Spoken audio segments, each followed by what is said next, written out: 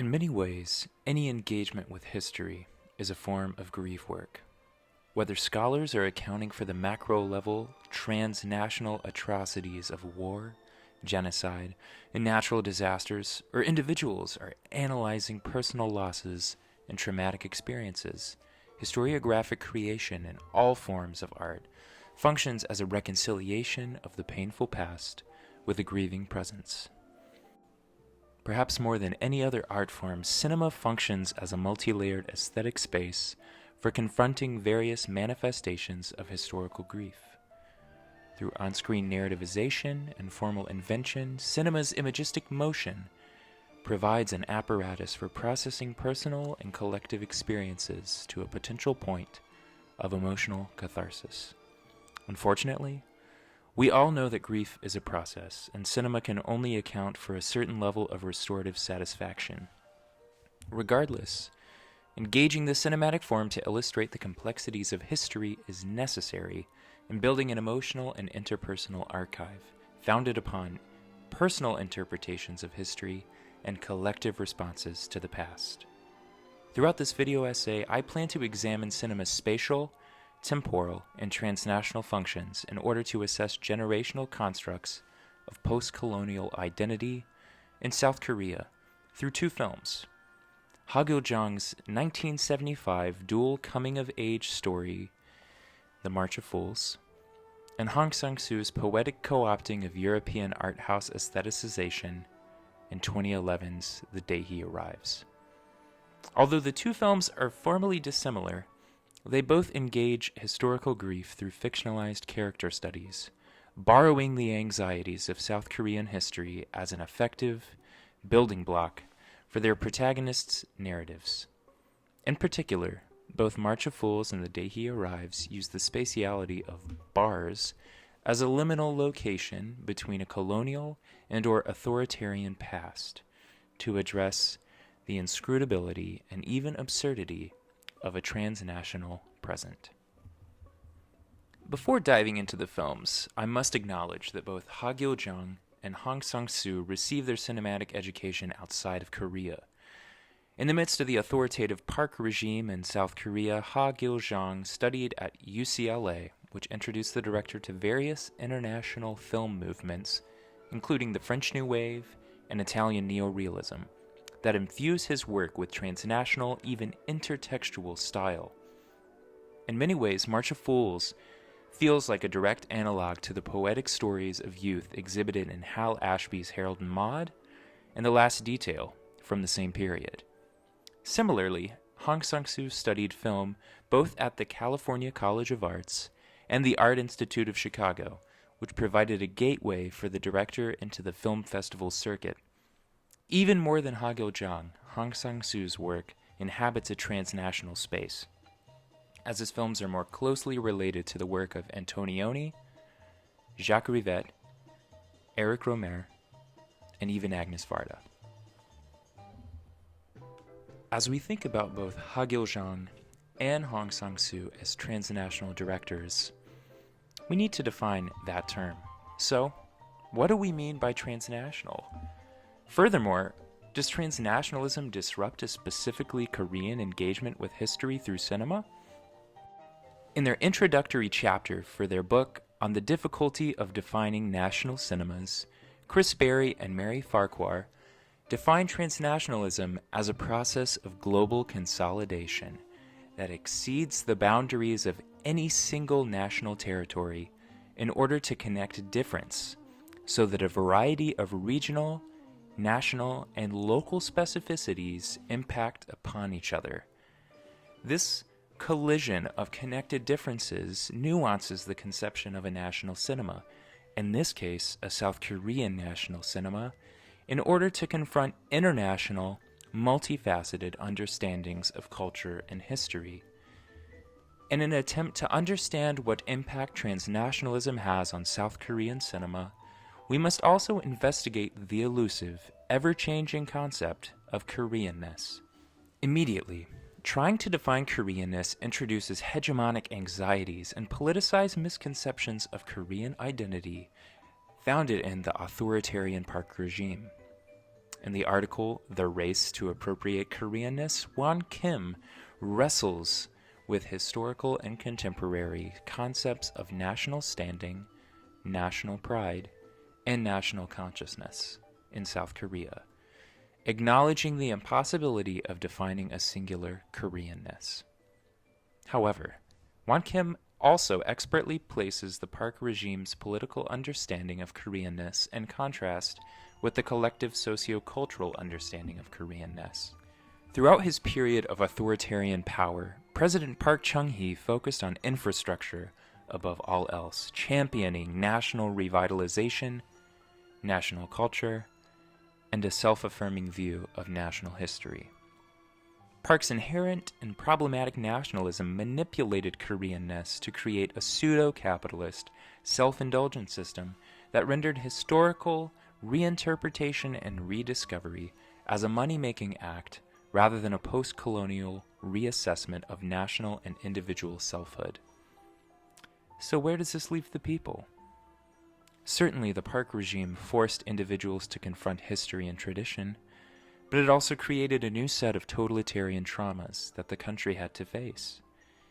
In order to dismantle misguided notions of Koreanness, let's go to the bar. Throughout Ha Gil-jang's 1975 Korean classic March of Fools, the protagonists Byung-tae and Yong-shol shelter themselves within the social scene and drinking games of various bars in order to simultaneously grapple with and avoid their compromised coming of age in the Park era. In the early scenes of the film that are set within the bars, Ha Gil-jang frames the bar sequences in languid long takes, cutting to only a few close-ups of the central characters in conversation. Instead of zoning in on the characters consuming alcohol, the cinematography spatializes the bars as safe havens for the young characters to conspire about the revolutionary political moment within which they find themselves, but also just to be young, to live, to have friends, and to drink. While youthful conversation may not inherently be a political act, in this scene, the liberation showcased in Ha Gil-jang's spectacle is a political statement for the individuality of the Korean youth within the public-private space of the bar.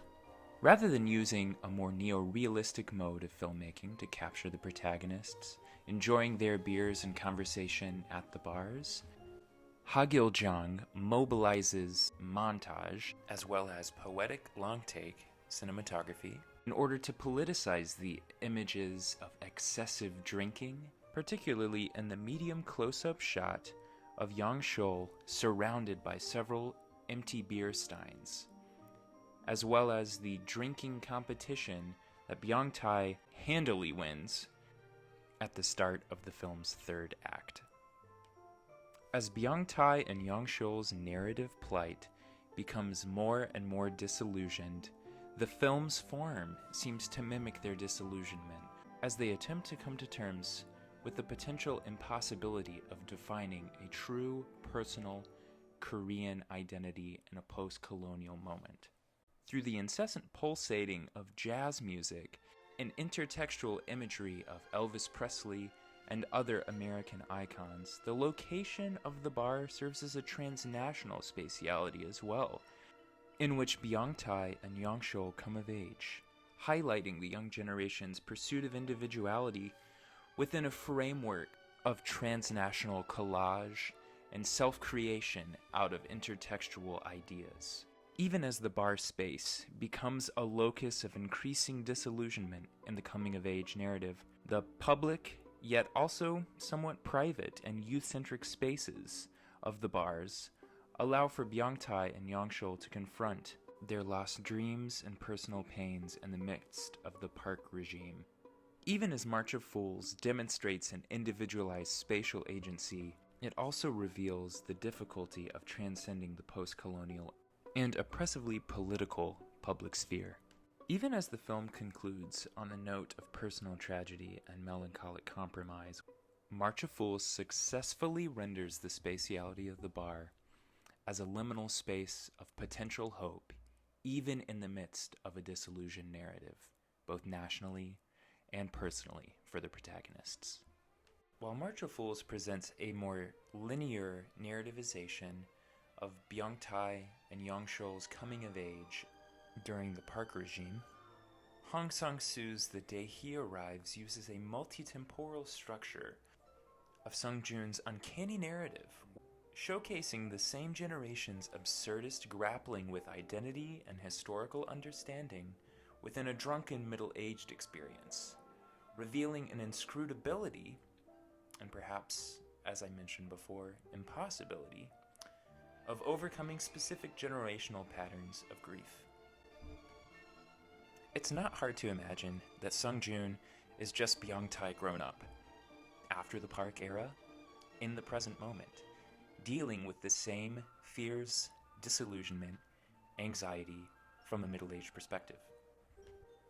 However, through the film's repetition of the same day from different angles, Hong Sang-soo indicts the mundane as the problem with identity formation in a post-colonial moment. Rather than bringing the energetic narrative verve that permeates March of Fools, Hong Sang-soo takes a more poetic and indeed transnational art house perspective in relaying Sung-joon's Sisyphean story. While many scholars and critics have disagreed as to whether or not The Day He Arrives showcases the same day over and over again with nuanced, tiny changes, or it shows new days altogether in order to highlight the cyclical simplicity of middle-aged daily life, the specific space of the bar in Bukchon becomes the liminal location for laying out a misunderstanding of Sung-joon's identity and understanding of adulthood. According to scholar Akira Mizuta-Lippitt, in their article on communication and miscommunication in the films of Hong Sang-soo, The Day He Arrives reveals how Hong Sang-soo carves up the spaces and times of his cinema into discrete, schizoid geographies and temporalities, forcing individuals within the film to perpetually cross lines, cross the line, and double-cross one another. In The Day He Arrives, we see this manifest in Sung-joon's relentless introductions. Every single day, Sung-joon re-meets and reintroduces every character within the film. Akira Mizuta-Lippitt even describes this repetitiveness as a form of destiny in reverse that plagues Sung-joon within his middle-aged moment of misunderstanding. Hong Sang-soo's choice to inhabit a European mid-century art house model of filmmaking in The Day He Arrives engages Bernard Stiegler's understanding of cinematic time as a way to just be lost in the flow of images. The repeated images of the bar in Bukchon exhibits not only the consumptive patterns that plague our protagonist, but also embody Stiegler's conception of false movement. Even as we experience cinema as a temporal medium, Sung-joon himself is experiencing time as a fallacy. While March of Fools uses bars as spaces outside of time where one can come of age safely through acts of consumption, revolution, and self-understanding, even in the midst of disillusionment, The Day He Arrives renders the bar as a space of absurdist patterns of the mundane, revealing Sung-joon coming to terms with the cyclical understanding of the inscrutability and even impossibility of identity formation and overcoming national and generational grief. While both of these may not seem like ideal conclusions, as they acknowledge the disillusioned patterns of national and transnational identity formation, as well as the persistence of historical generational grief, centralizing bars as public yet private spaces of solace and community provides a place of possibility for growth through diversion and connection, even as daily rhythms may seem never-ending.